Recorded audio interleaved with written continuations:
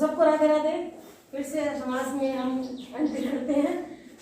अब हम इसके एक ट्रिक सीखेंगे जो मैंने बहुत डिटेल में पिछली वीडियो में सिखाया, उसे अब शॉर्ट फॉर्म में सीखते हैं ताकि जल्दी से जल्दी हम इसे पहचान कर सकें। समास हम इसी शब्द में देखेंगे अव्यय,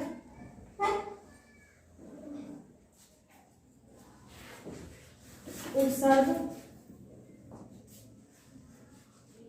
दो शब्द एक जैसे।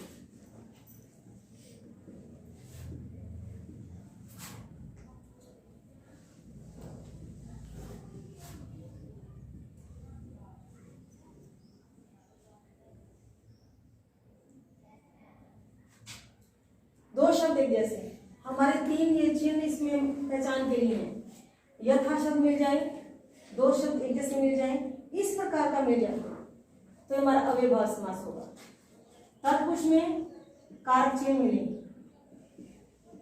खोलने पर ध्यान रखना, जो हमारा समस्त पद होगा उसको खोलने पर कारक चिन्ह मिल जाए तो न मिले, न के लिए अर्थात ए या अन शब्द आरंभ में मिले, ए या अन मिले, खोलने पर कोई शब्द ऐड हो जाए, इसके लिए इसको छोड़ दो क्योंकि ये ज़्यादा डिटेल में चला जाएगा। हमें सिर्फ ये देखना है ये आ जाए, इसके लिए कारक चिन्ह खुल जाए और ये खुल जाए हमारे तत्पुरुष समास में आ जाएंगे। द्वंद्व में दोनों शब्दों के बीच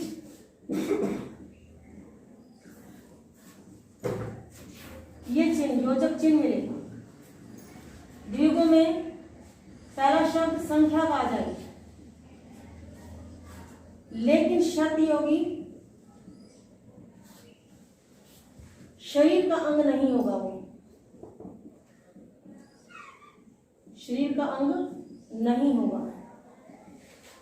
संख्या हो, दूसरा जो पद होगा, ये पहले में तो संख्या मिल जाए लेकिन दूसरे में शरीर का अंग नहीं होना चाहिए, तब वो द्विगु है। इसमें यहां बहुरी के अंदर आता है, यहां संख्या हो सकती है लेकिन शरीर का अंग होगा, शरीर का अंग होगा। ये भी मिल सकता है, देवी देवताओं के नाम मिल सकते हैं,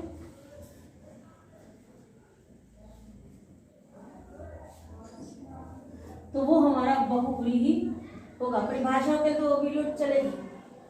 कर्मधारय में ये द्वंद्व और कर्मधारय, इसमें भी डैश मिलता है, कई जगह बहुत जगह मिल जाता है डैश, लेकिन ये जो डैश है द्वंद्व और कर्मधारय में है, इसके आगे और पीछे कोई ना कोई विशेषण शब्द होगा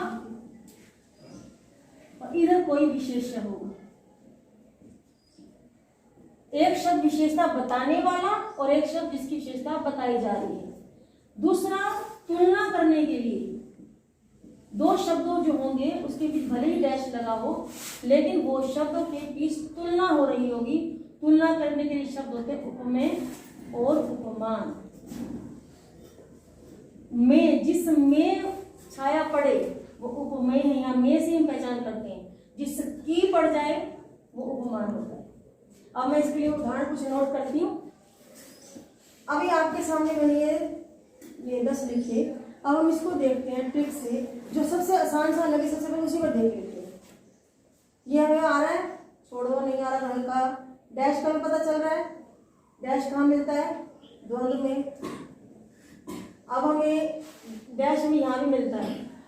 फटाफट देखेंगे क्या एक ये जो इसकी विशेषता बता रहा है, नहीं बता रहा तो सीधा हमारा हो गया द्वंद्व समास। विग्रह बाद में देखेंगे। ये डैश है, ये भी द्वंद्व हो सकता है या कर्मधारय हो सकता है। तो क्या ये शब्द इसकी विशेषता बता रहा है, गाय कैसे रंग की है, नीले रंग की, तो ये अब ये हमारा द्वंद्व ना होकर कर्मधारय हो गया, कर्मधारय।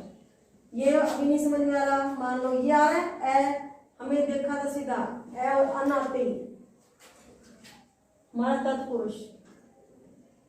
मैं थोड़ा स्पीड से करवाने की कोशिश करूंगी, आपको जल्दी जल्दी कितना कैच कर पाते हो। घनश्याम अभी नहीं आ रहा, सप्त आ रहा है। 7 संख्या कहाँ होती है, द्विगु में। अब संख्या हमारी एक जगह और भी होती है बहुरी में, लेकिन संख्या के साथ शरीर का अंग होना जरूरी है। सप्त के साथ ऋषि है, क्या शरीर के अंग है, वो पूरा पूरा ऋषि है। तो हमारा सीधा सीधा क्या बना ये द्विगु। 5/5 संख्या है, संख्या इसमें उसमें मिलती है, तो 5 वटों का समूह। तो ये वट भी हमारे शरीर का अंग नहीं है, तो ये भी हमारा क्या बना द्विगु। हाथों हाथ 2 शब्द एक जैसे मिलते हैं, क्या है हमारा अव्ययी परमात्मा। अब हमारे पास ये अब पढ़ने लायक है कि इसकी विग्रह क्या बनेगा, यश प्राप्त।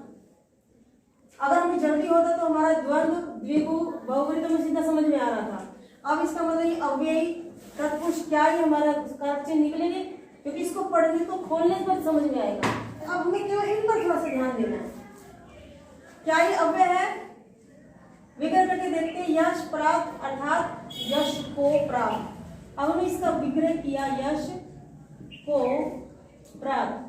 केवल एक तत्पुरुष समास ऐसा है जिसको हमें खोल कर कारक चिन्ह देखने पड़ते हैं। तो हमारा ये को चिन्ह आया, कौन सा बना तत्पुरुष।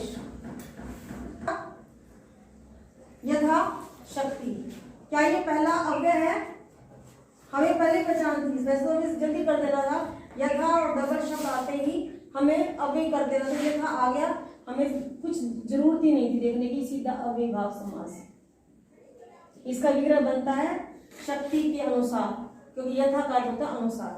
अनंत अशब्द दिखाई दिया, अ और अन आने पर तत्पुरुष लिखा हुआ है। अब आता है घनश्याम, इसको भी हम विग्रह करके देखेंगे। घन के समान श्याम, क्या ये विशेषता है, श्याम की क्या विशेषता बताई जा रही है। हो सकता है कि श्याम जो है, कृष्ण जो है, वो हमारे बादलों जैसे हैं, या बादलों के समान श्याम है जो। अब हमारा विग्रह डिपेंड करता है इसके ऊपर कि हम विग्रह लास्ट में जिसका करते हैं या है जो बीच में डालते हैं। घन है जो श्याम, बादल है जो काले रंग का। तो अगर हम इस पे विग्रह ऐसे करें, घन है जो श्याम, श्याम का अगर हम इसको रंग ले लें कि रंग आपकी पहचान बता रहा है। घन माने बादल, श्याम एक रंग है काले रंग का, श्याम वर्ण होता है। तो एक में विशेषण है, एक में विशेषता जिसकी बताई जा रही है, वो चीजें हैं। तो ये हमारा कर्मधारय बनेगा अगर हम इसके बीच में है और जो लगा दें। लेकिन अगर इसका विग्रह बदल दें हम, घन के समान श्याम है जो, तो क्या बनेगा हमारा बहुव्रीहि। और ये हमारा क्या बन गया कर्मधारय। अब यहां समस्या आ जाती है कि मान लीजिए दोनों ही ऑप्शन में आए हों, घनश्याम और ऊपर कर्मधारय बहुव्रीहि दोनों, फिर हम क्या करें। तो हम पे डिपेंड आता है कि हम विग्रह करके कैसे भी समझा दें। लेकिन जब भी विग्रह के अंदर या ऑप्शन में जो आपको दोनों मिल जाए, तो आप आंख बंद करके बहुव्रीहि का ही चुनाव करेंगे। दूसरा, इसका जो अंतर है, इसकी व्याख्या करना, आम इंसान भी इसके लिए घनश्याम हमारे श्री कृष्ण को ही मानता है। घनश्याम ने ऐसा कहा तो हम एकदम से हमारा ध्यान घनश्याम श्री कृष्ण की ओर जाता है, जो देवी देवताओं का नाम आता है। तो हम इसके लिए सीधा बहुव्रीहि लिख देंगे। ये मैंने जानबूझकर इसलिए आपको डिफाइन किया ताकि हम ऐसा भी हो सकता है हम विग्रह करके इसको अंतर दे सकते हैं। लेकिन जो समाज में, जो पूरे ब्रह्मांड में प्रचलित है, जो पढ़े लिखे नहीं है, उसके लिए भी घनश्याम एक ही है, वो श्री कृष्ण है। जो वो एक के लिए रूढ़ हो गया तो ये हमारा बहुव्रीहि ही बनेगा। ठीक है, ये हमारी ट्रिक होगी जल्दी से जल्दी करने की। इस ट्रिक को आप याद करोगे और कंफ्यूजन शासक तुलना हटा दोगे, मतलब तुलना शासक कर लोगे, कभी भी कोई आपका गलत नहीं होगा। अब आता है हमारा एक अंत में 10वां परमात्मा, परम आत्मा। आत्मा कौन सी, जो परम है, जो परम क्षेत्र परम शिखर को प्राप्त है। तो आत्मा की विशेषता बताई जाए। आत्मा तो सारी है, आत्मा तो महान महात्मा भी होता है। तो आत्मा बहुत सारी है, हम उस आत्मा के बारे में क्या विशेषता बता रहे हैं कि वो परम शिखर को प्राप्त है। परम है जो आत्मा, परम है जो आत्मा। ऐसे ही महात्मा आता है, महान है जो आत्मा। तो ये जो चीजें आती है, जब एक एक विशेषता बताई जा रही है वो परम, और किसकी विशेषता बताई जा रही है? आत्मा की। तो ये हमारा क्या बनेगा? कर्मधारय। थोड़ा सा इसके लिए लगातार 2 दिन 3 दिन अभ्यास करते चले जाएंगे। जो थोड़े बहुत एक आध आपके लिए कंफ्यूजन होंगे वो अभ्यास से आपके सुधर जाएंगे। ये आपकी ट्रिक है इसको। अब